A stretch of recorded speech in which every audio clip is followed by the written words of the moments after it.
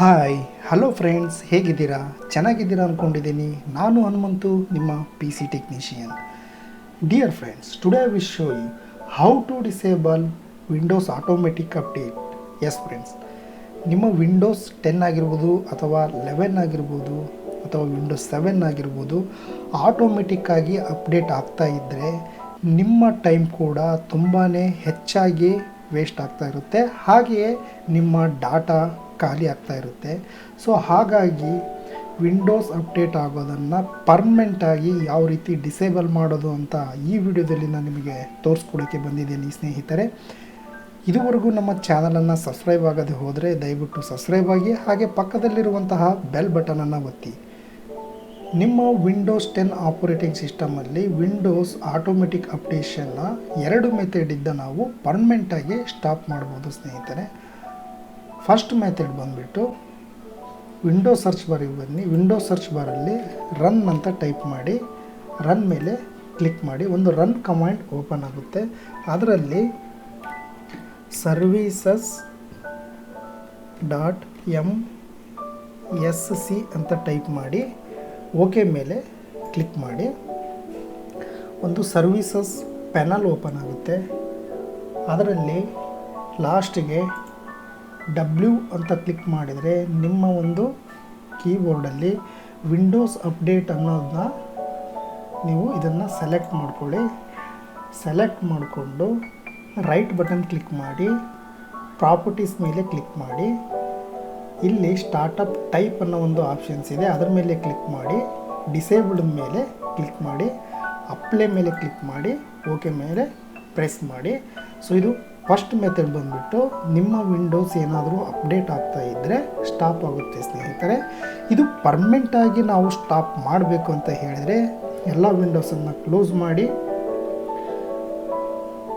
ಇಲ್ಲಿ start button ಇದೆಯಲ್ಲ ಅದ್ರ ಮೇಲೆ ರೈಟ್ ಬಟನ್ ಕ್ಲಿಕ್ ಮಾಡ್ಕೊಳ್ಳಿ. ಇಲ್ಲಿ ರನ್ ಕಮಾಂಡ್ ಇದೆಯಲ್ಲ ಅದ್ರ ಮೇಲೆ ಸೆಲೆಕ್ಟ್ ಮಾಡ್ಕೊಳ್ಳಿ.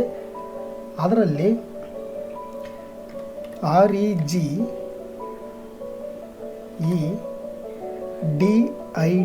ರೆಸ್ ಎಡಿಟ್ ಅಂತ ಟೈಪ್ ಮಾಡಿ ಓಕೆ ಮೇಲೆ ಪ್ರೆಸ್ ಮಾಡಿ. ರಿಜಿಸ್ಟ್ರಿ ಎಡಿಟರ್ ಎಸ್ ಮೇಲೆ ಕ್ಲಿಕ್ ಮಾಡಿ. ಸೊ ರಿಜಿಸ್ಟ್ರಿ ಎಡಿಟರ್ನ ಕಂಪ್ಲೀಟ್ ಇಲ್ಲಿ ನಮಗೆ ಒಂದು ಪ್ಯಾನಲ್ ಓಪನ್ ಆಗುತ್ತೆ. ಅದರಲ್ಲಿ HKY ಲೋಕಲ್ ಮೆಷಿನ್ ಅನ್ನೋ ಒಂದು ಆಪ್ಷನ್ಸ್ ಇದೆ, ಅದರ ಮೇಲೆ ಕ್ಲಿಕ್ ಮಾಡಿ. ಅದರಲ್ಲಿ ಸಾಫ್ಟ್ವೇರ್ ಅನ್ನೋ ಒಂದು ಆಪ್ಷನ್ಸ್ ಇದೆ, ಅದನ್ನು ಎಕ್ಸ್ಪ್ಯಾಂಡ್ ಮಾಡ್ಕೊಳ್ಳಿ. ಅದರಲ್ಲಿ ಪಾಲಿಸೀಸ್ ಅನ್ನೋ ಒಂದು ಆಪ್ಷನ್ಸ್ ಇದೆ, ಅದನ್ನು ನೀವು ಎಕ್ಸ್ಪ್ಯಾಂಡ್ ಮಾಡ್ಕೊಳ್ಳಿ. ಅದರಲ್ಲಿ ಮೈಕ್ರೋಸಾಫ್ಟ್ ಅನ್ನೋ ಒಂದು ಆಪ್ಷನ್ಸ್ ಇದೆ, ಅದನ್ನು ಎಕ್ಸ್ಪ್ಯಾಂಡ್ ಮಾಡ್ಕೊಳ್ಳಿ. ಅದರಲ್ಲಿ ವಿಂಡೋಸ್ ಅನ್ನೋ ಒಂದು ಆಪ್ಷನ್ಸ್ ಇದೆ, ಅದನ್ನು ಎಕ್ಸ್ಪ್ಯಾಂಡ್ ಮಾಡ್ಕೊಳ್ಳಿ. ಇಲ್ಲಿ ವಿಂಡೋಸ್ ಅಪ್ಡೇಟ್ ಅನ್ನೋ ಒಂದು ಆಪ್ಷನ್ಸ್ ಇದೆ, ಅದರ ಮೇಲೆ ರೈಟ್ ಬಟನ್ ಕ್ಲಿಕ್ ಮಾಡಿ, ನ್ಯೂ ಮೇಲೆ ಕ್ಲಿಕ್ ಮಾಡಿ. ಇಲ್ಲಿ ಕೀ ಅನ್ನೋ ಒಂದು ಆಪ್ಷನ್ಸ್ ಬರುತ್ತೆ, ಅದರ ಮೇಲೆ ಕ್ಲಿಕ್ ಮಾಡಿ, ನ್ಯೂ ಕೀ ಅಂತ ಬರುತ್ತೆ. ಅದರಲ್ಲಿ ನೀವು AU ಅಂತ ಟೈಪ್ ಮಾಡಬೇಕಾಗುತ್ತೆ. ಆಲ್ರೆಡಿ ನಾನಿಲ್ಲಿ ಫೋಲ್ಡರ್ನ ಕ್ರಿಯೇಟ್ ಮಾಡಿದ್ದೀನಿ, ಎಂಟರ್ ಮಾಡಿ. ರಿಜಿಸ್ಟ್ರಿ ಒಂದ್ಸರಿ ಕ್ರಿಯೇಟ್ ಆದರೆ ಓಕೆ. AU ಅಂತ ಕ್ರಿಯೇಟ್ ಆದ ತಕ್ಷಣವೇ ಇಲ್ಲಿ ಎಂಟಿ ಫೇಸಲ್ಲಿ ರೈಟ್ ಬಟನ್ ಕ್ಲಿಕ್ ಮಾಡಿಕೊಂಡು ನ್ಯೂ ಅಂತ ಇದೆ, ಅದರಲ್ಲಿ D32 ಬಿಟ್ ವ್ಯಾಲ್ಯೂ ಅಂತ ಇದೆ, ಅದನ್ನು ಸೆಲೆಕ್ಟ್ ಮಾಡ್ಕೊಳ್ಳಿ. ಇಲ್ಲಿ ನೋ ಆಟೋ ಅಪ್ಡೇಟ್ ಅಂತ ಟೈಪ್ ಮಾಡಿ. No auto update N capital, A capital, U capital ಈ ರೀತಿ ಟೈಪ್ ಮಾಡಿ. ನುಗ್ಗಿದ್ದೆಲ್ಲ ಸ್ಮಾಲ್ ಲೆಟ್ರಲ್ಲಿ ಇರಲಿ. ನೋ ಆಟೋ ಅಪ್ಡೇಟ್ ಮೇಲೆ ಟೈಪ್ ಮಾಡಿದ ತಕ್ಷಣವೇ ಎಂಟಿ ಸ್ಪೇಸಲ್ಲಿ ಕ್ಲಿಕ್ ಮಾಡಿ. ನೋ ಆಟೋ ಅಪ್ಡೇಟ್ ಮೇಲೆ ಮತ್ತೆ ರೈಟ್ ಬಟನ್ ಕ್ಲಿಕ್ ಮಾಡಿ. ಮಾಡಿಫೈ ಅನ್ನೋ ಒಂದು ಆಪ್ಷನ್ಸ್ ಇದೆ, ಇಲ್ಲಿ 0 ವ್ಯಾಲ್ಯೂ ಇರುತ್ತೆ, ಅದನ್ನು 1ಗೆ ಸೆಟ್ ಮಾಡಿ. ಓಕೆ ಮೇಲೆ ಕ್ಲಿಕ್ ಮಾಡಿ. ಎಲ್ಲ ವಿಂಡೋಸನ್ನು ಕ್ಲೋಸ್ ಮಾಡಿ. ಒಂದು ಸಾರಿ ನಿಮ್ಮ PC-ಯನ್ನು ನೀವು ರೀಸ್ಟಾರ್ಟ್ ಮಾಡಿಬಿಟ್ರೆ ನಿಮ್ಮ ವಿಂಡೋಸ್ ಆಪರೇಟಿಂಗ್ ಸಿಸ್ಟಮ್ ಆಟೋಮೆಟಿಕ್ಕಾಗಿ ಅಪ್ಡೇಟ್ ಆಗ್ತಾ ಇತ್ತು ಅಂತ ಹೇಳಿದರೆ ಪರ್ಮನೆಂಟಾಗಿ ಇದು ಡಿಸೇಬಲ್ ಆಗುತ್ತೆ ಸ್ನೇಹಿತರೆ.